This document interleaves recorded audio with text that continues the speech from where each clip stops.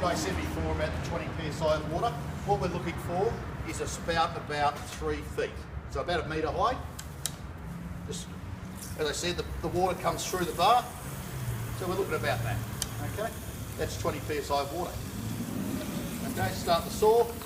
Obviously, pull the choke out. Decompression switch in. Put on the handle.